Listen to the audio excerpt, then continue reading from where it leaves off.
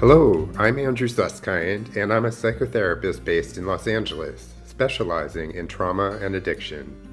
Welcome to our podcast, which is called It's Not About the Sex, also the name of my recent book. Here we focus on all topics related to compulsive sexual behavior, often referred to as sex addiction. In particular, we explore ways to build long-term, sustainable recovery. Our intention is to offer fresh viewpoints, brand new perspectives, and practical tools toward living a deeply connected life. Let's get started. Today we have my friend Sue Merlino back in the studio with us, and Sue is going to be interviewing me about what I call Cultivating Contentment, which is one of the chapters from my book, It's Not About the Sex. Welcome, Sue. It's always awesome to see you. It's great to be here, Andrew. And the word contentment, to me, it's like screams status quo. But it'd be interesting to dive a little deeper into this. Well, why don't we start there since you mentioned that? Oh, okay. Yeah, I actually think in a way it is status quo, but it's status quo with some pizzazz. Ah, okay. Because there's been a lot of research these last few decades, especially about happiness and also about joy. And I have nothing against happiness and joy. Believe me, I wish I had more of it in my life on a daily basis. But I personally don't feel like happiness and joy are sustainable. Right. I feel like they're more like fleeting moments or an experience that I get to have for a finite period of time. But for some reason, I've landed on the word contentment because I feel like it's more sustainable. And what it really says to me is that I feel peaceful, that I feel comfortable in my skin, and that I feel regulated, like we've talked about before with the nervous system. So that's where I come from with contentment. Okay. So it's positive contentment. Oh, for sure. Because, I mean, it's not like you're just dialing it in, so to speak. You're aware of it, right? It's kind of like active versus passive in a way. It's acknowledging when I'm feeling a little more buoyant inside of me or a little more resilient, but it's also saying, well, how can I stretch that out and really feel contentment with my experiences, with my career, with my friends, with my loved ones, etc., so that it's something that ultimately can be part of every day. Like, for instance, one thing that I think of when I think of contentment is gratitude. Like, gratitude definitely has a positive charge to it. What did you say? Yeah. Yeah. And gratitude is kind of an example of if I'm mindfully grateful for something, then I can check in and say, oh, that feels really nice inside. That feels really pleasant. And I don't know about you, but nice and pleasant and contentful or content. What's the word that goes along with contentment? I guess feeling At peace or just okay. Yeah. That all of those things are really a wonderfully balanced place. Right. And has a nice lift to it. So that's really where I'm coming from. I see. And I get like the whole gratitude thing is kind of being more aware, and contentment is just there. For instance, having you here with me doing this podcast at this very moment brings me contentment. I've known you for many decades, and we sit here and have this conversation, and we're sharing a conversation with a larger audience, and I feel really alive when I'm with you. Right. I feel like there's something very unique about our relationship. So that's an example of gratitude, right? I'm grateful for our friendship. And it also fuels ongoing contentment. That's great. I was just trying to get the conversation to come back to me, so it worked. You did a good job. No, I really do appreciate these chats too. And I feel as I'm driving back, up the 405, that I can reflect back to this moment and really bring that feeling of just like, yes, that was a nice little kind of escape, I guess, from, the day-to-day Well, the stuff. word that I also want to add, because that's such a beautiful image you're sharing of the idea of driving up the freeway and holding the experience of us being together so it's internalized. But the word that comes to me is that we become a resource for one another. That hopefully, when we think of each other, because we're practically like siblings, Right. Family of choice for sure, that there's something in that that helps us feel more alive, more awake, and hopefully more resilient in our lives. So if I think of you and I think of your family and your kids, it automatically puts a smile on my face. And that's really what we're talking about, is those portable resources that become so meaningful and internalized for us. It's great. So I'm available for anybody out there listening. You want to spread the wealth? Let's spread this feeling through the airwaves. So we were talking back, it might have been the first or second podcast, about Dr. Marty Seligman, and he was called the father of positive psychology. So tell us more about him and that whole positive aspect. Sure. So the reason I have to talk about Marty Seligman is because he really is an inspiration for me.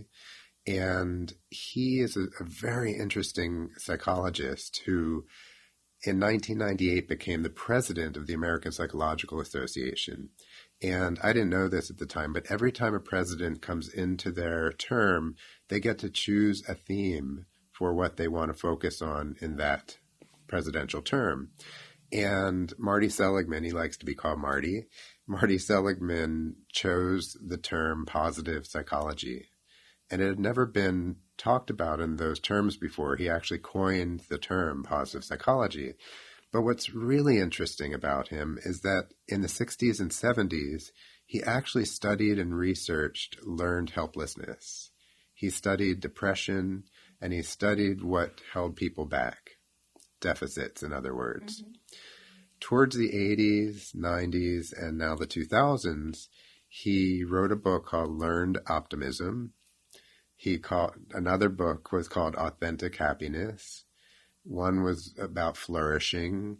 And his whole arc of his career has moved into what he calls positive psychology, or what some people might say, what makes life worth living. Or another way of putting it is a reason to wake up in the morning. And so instead of looking at deficits and pathology and what's going wrong, which is part of what psychology is about, and it's important to look at those things, he said, well, what if we look at what's going right? What if we look at people's, he called them signature strengths? And he's actually started a master's program at the University of Pennsylvania for positive psychology, the first of its kind. And he also brought together an international community of positive psychologists that didn't even call themselves positive psychologists, but studied things like happiness and gratitude and flow and signature strengths and talent, native talents, et cetera, et cetera. So I talk about Marty Seligman with a lot of reverence because he really shifted the tide when he became president of the APA. And now there's all kinds of research and study and focus in graduate schools all around the world, literally, about what is going right within people and how do we leverage people's natural talents. Yeah, you don't hear too much about that, actually, in the day-to-day stuff. Right. So it'd be important, I would think, to get more of that in when you generally connect with people and ask them how they're doing, to turn it back. I don't know if you include this in your practice with people who are going through crises, to have them focus on, is this something that you're incorporating into your practice? Like, let's look at the things that are going right. Yeah, these things might not be going right, but let's look at things that are going right. Sure. I mean, just to give you an example, I always ask people in my office when I first meet them, I say to them, when you were growing up, who was there for you who was emotionally reliable.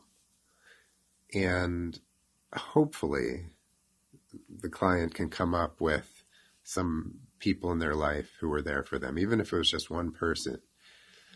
Sometimes they can't, and that's another story. But what you're really tapping into is this idea that what is it that will help people feel competent in the world, right? You know, I really am always looking for what's helping somebody feel capable and competent, right? They may be in crisis, but at the same time, they may be succeeding in their business ventures, or they may be suffering from depression, but at the same time, they have a lot of people who love them and relationships that are going well for them. So I always look for a balance. It's really never one or the other, because I think it's important to look at the themes and patterns of the past and the blind spots of the past. But more than anything, I want to know how somebody can feel more empowered and how someone can feel agency in their life. Yeah, it's really important. I think we forget about that. Right, I do too. Yeah.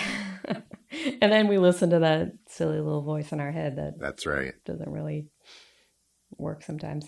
So many people refer to problematic sexual behavior through the lens of the disease model of addiction. How do you describe it?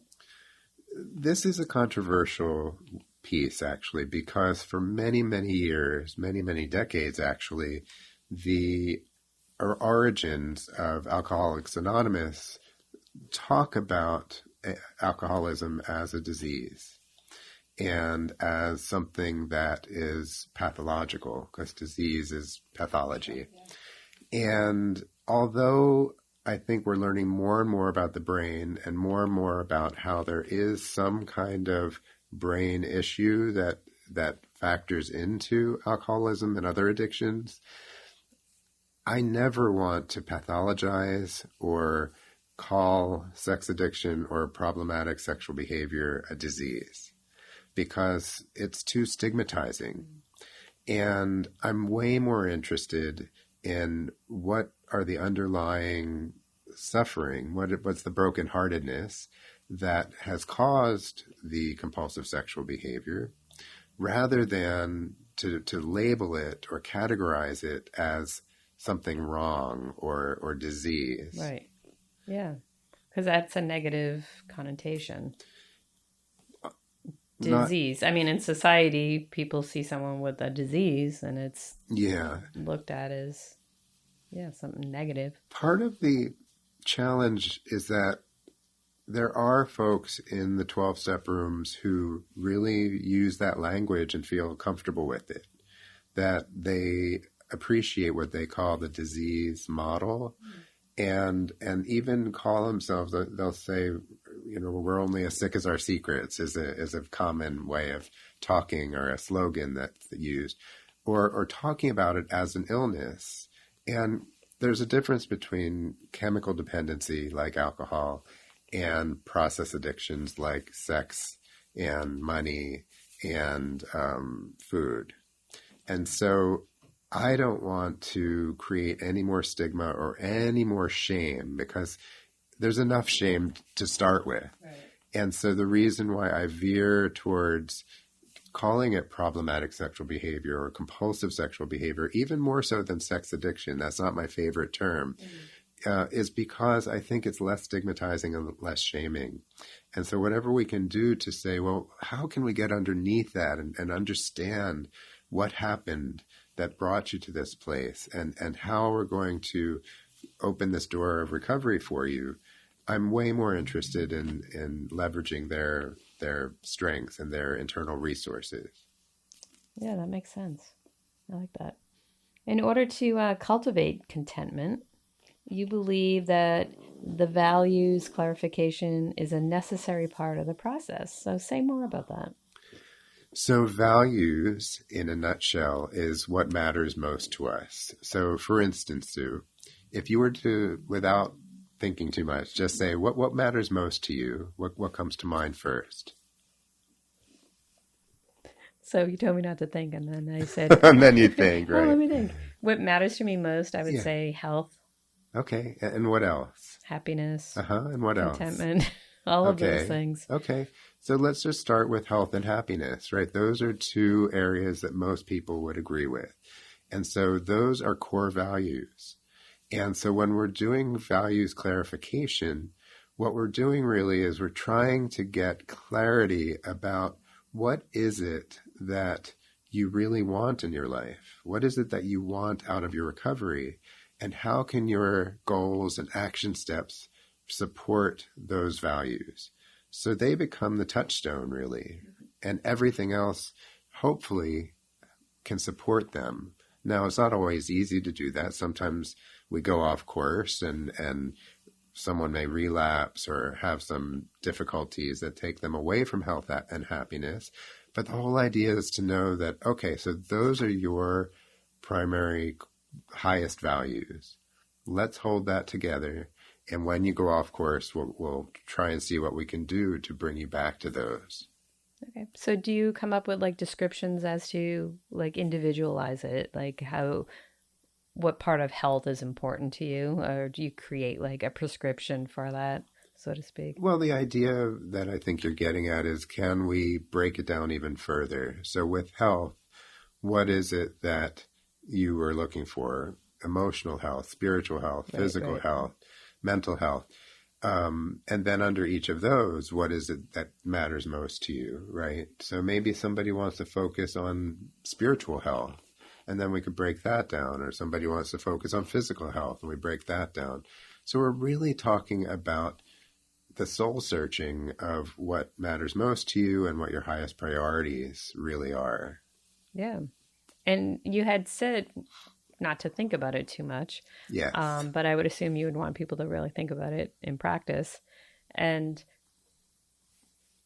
I think that exercise in itself has value, and just creating value around creating values is important, because unless you're doing that self-reflection, you're not even going to be able to get to it. So that's a big part of it really is a soul-searching process. Yeah. And this is really door opening, what we're talking about. And the question that I asked before, which I'll repeat, is what matters most to you? So any of you who are listening can ask yourself, what matters most to you?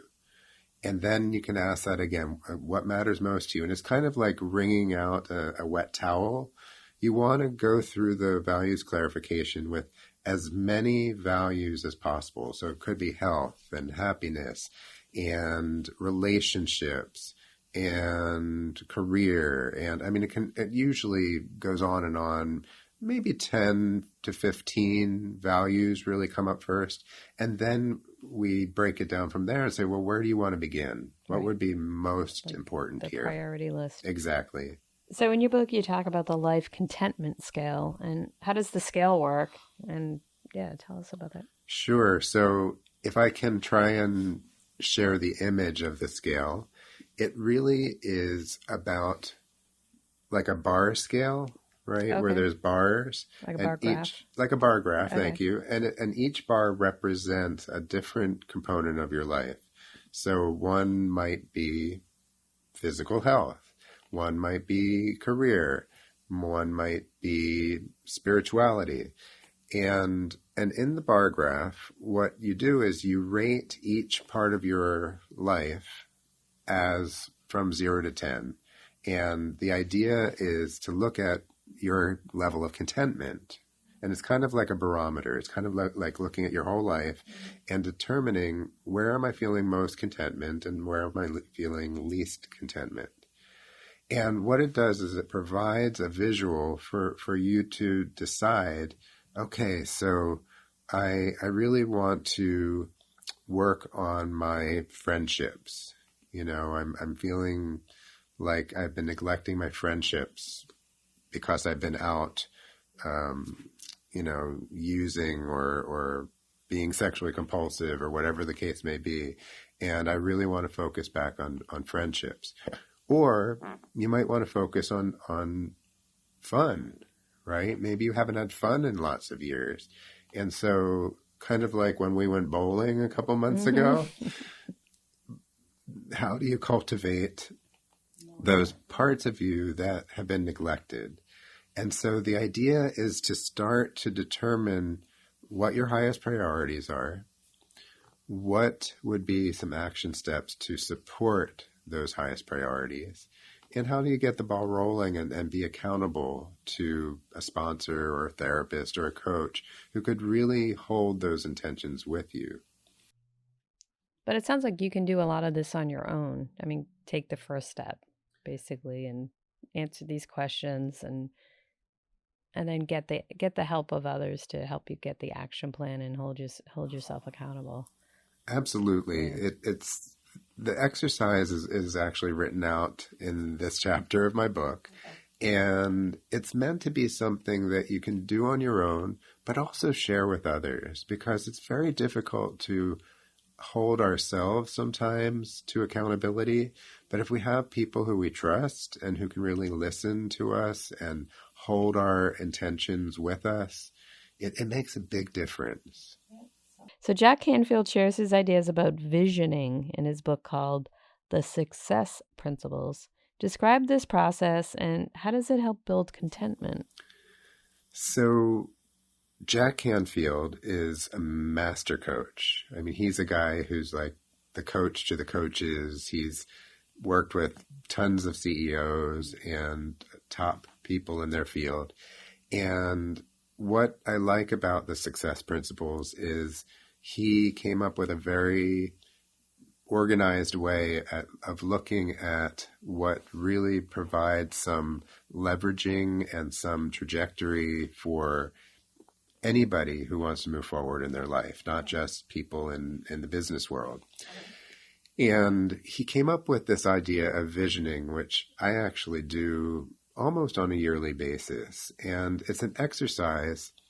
Again, I borrowed some of it in my book, which you can see. And you know, Jack Canfield is very generous with his visioning exercise because he really came up with lots and lots of questions to ask yourself on a deeper level, what is it in my heart of hearts that I really want in my life? And I could add the words in my recovery, right? So in my life and in my recovery. And so for instance, I usually do a 1-year vision. And the 1-year vision is usually at the end of the year. So this is just my style to do it during the holidays. And I try and answer as many of the questions that feel relevant for me. And the questions are things like, in your relationships, what would make them even more satisfying for you? Or in your spiritual practice, what is it that would really give it more meaning and significance? So it's these are not easy questions, but they're a way of taking stock of again, everything in our life, just like in the life contentment scale, and to develop a vision for what do I want 12 months from now. So if I'm doing the visioning exercise today, December the 12th, the 13th, actually, yeah. Friday the 13th, wow. Actually, I'm looking at what would I like to see in mid-December of 2020. So what's so important to me is that it's not that anything has to happen, but it's simply playing with the possibilities of what could happen, knowing that it's an exercise just to open up my heart and to ask myself the questions like, well, what really does matter to me? And in 2019, do I want things to look the same a year from now?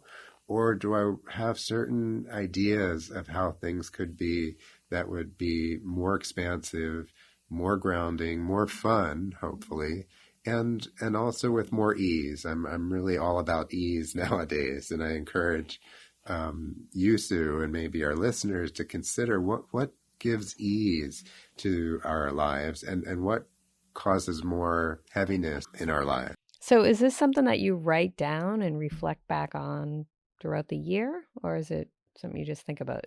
It could be something just to think about, but I think it's more powerful, and I think Jack Canfield intended it to be a written exercise. I like to do it now and then reflect on it maybe every month or every 90 days, and then to really stay on track with, what is it that would truly, give my life more sense of contentment for a year from now. I like that idea. I like that exercise. Yeah, and then by the way, if it feels like too much to do a year, you can break it down and do 90 days or even a month if you feel like you don't want to get overwhelmed. By the same token, some people can really look further, right? They can do a 3-year vision or a 5-year vision, and you can get as detailed as you choose. It's really up to you. It kind of falls along with that whole manifestation state of mind where if you focus on something and put the action plans together, you can help create that path for you. So it's a good exercise to do. From a brain research point of view, the more we focus and place our attention on something that we want or something that we are interested in creating, the synapses grow, right? The neural networks grow. So it's not just a new agey idea. Right, yeah. This is truly the synaptic connections at work. Yeah, I mean, I think manifestation, people think it's like magic, but it's not. It's taking that thought and creating those connections, putting it into action, and is the biggest piece. And again, with the putting it into action, I'm glad you said that. I don't know what I would do without my therapist and my coach and my friends and people who can hold my intentions or sometimes my dreams with them. That it takes a village sometimes. Sure, yeah, absolutely. And we need to go bowling again. That's right. Bowling is definitely on our agenda. Thank you. I look forward to it. And my sore legs look forward to that. So finally, your colleague, am I pronouncing it right, Chelly Campbell? Yeah. She shares about swimming with the dolphins. And who are these dolphins exactly? And why are they so important to folks in recovery? It's interesting that you asked the question just after I was talking about community and that it takes a village. So Chelly wrote a book years ago called The Wealthy Spirit. And in The Wealthy Spirit, she talks about dolphins, sharks, and tuna. And she says that there's dolphins, sharks, and tuna all around us. And, this is the kicker, also inside of us. And that it's really our job to cultivate the dolphins inside of us and the dolphins around us. So using our friendship again, you're one of my favorite dolphins. And a dolphin, do you know what dolphins are good at? Like what they're known for as mammals? I always think of them as theta, like mind, not control, but like communication, that they're at another level of communicating. Super communicators. Yeah. What else do you know about dolphins? They swim in pods. Yes. They look out for each other. Yes. Yeah. The community. Yeah. They eat fish. They can be trained. They can be trained. They actually, in some ways, are more advanced than humans. Right? Their ways of communicating are astounding, and their ways of being with one another and respecting one another and looking after one another, even when they're sick or dying, is just amazing. And they love to have sex. They're very sexual mammals. And the other thing about dolphins is that they're really about being together, right? They don't go off on their own. Right, yeah. They truly swim together in pods. And seem to, I don't know that this is the fact, but they just seem to have a lot of contentment, right? And a lot of fun. They play a lot. Right. And there is audible sounds that sound like laughter. Right. Right? Yeah. The clicking and Yeah. type. Yeah. Yeah. True. So they're very like improvisational, and I admire dolphins quite a bit because I think that sometimes we forget that we all have those capabilities.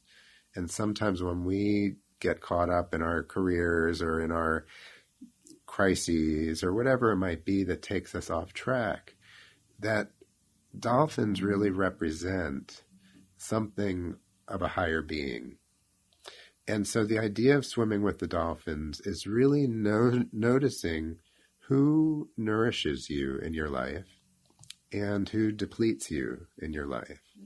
And if somebody depletes you, number one, why are you spending time with them? But also, how can you set effective boundaries? And if somebody nourishes you, how can we really spend more time with that person, right? Because that's where we get fed. And that's actually part of our reduced vulnerability to relapse. And that we sometimes forget is that we're biologically wired for connection. And the more we're able to connect with others who really are in our corner and want the best for us and are emotionally reliable, chances are that our contentment and our recovery in general is going to be way stronger. Right. So that's why Chelly's idea of swimming with the dolphins is just so brilliant. And I always thank Chelly for her use of that idea, that analogy. Yeah, I always heard that if you actually engage and swim with dolphins, it in the moment, I don't know if you take it away with you, but when you're with them, that it does change your brain waves to a higher level. So I'd love to experience that. Have you ever experienced that? I don't know. I'm wondering, actually, as you say that, if when we're with somebody we enjoy, we also have a little bit of that brainwave change. I bet. So if we were hooked up right now to... What do we have to get to figure this out? That's right. Some sort of, I'm thinking of some sort of cap that has some sort of measure controls on it. Right. That can measure our brain waves. Yeah. And I think as we wind down our podcast tonight, I think there's something really powerful and kind of simple, right, about how contentment is something that we can be proactive with, that it's not just about waiting for contentment to arrive on our doorstep. Right. Yeah, no. That this is all about taking action, having accountability, being mindful, and knowing what are those ingredients that would be helpful to really hold on to and make sure we cultivate. Yeah, I like that. It's like a challenge. It is a challenge. It's actually a daily challenge, and it's not a finite project, right? It's a lifestyle piece that if we hold this, just like gratitude, right? If we can hold gratitude, if we can hold contentment as something that helps us really have more enjoyment in the world, more life satisfaction, that's really what it's all about, because then there's going to be much less likelihood that we're going to want to go out and get caught up in our addictive compulsive behaviors. And I kind of feel like you can find connections not only with people, but I feel super connected in nature, and that you can allow yourself time to explore that and take a step away from, the day-to-day grind type of things, and put yourself in a place where you can make a connection, whatever that means to you. It might be with dolphins, it might be with a tree, and obviously with people. But those are great ideas, and thanks for sharing all that with us. You're so welcome, Sue. I thoroughly enjoy having you here as always, and we will continue our conversations at another time. So thank you so much. Today we talked about cultivating contentment with my friend Sue Merlino, and with the focus on what are the ingredients of contentment and how do we bring them into our daily lives. This is really a topic that doesn't get talked about that often in the recovery rooms. And I just wanted to make sure that we had a chance to open this dialogue today in order to discuss how it can reduce the vulnerability to relapse. Once again, appreciate you being with us today. And if you could give us a 5-star rating as well as a review, we would love to hear from you. And I thank you for being a part of our podcast today.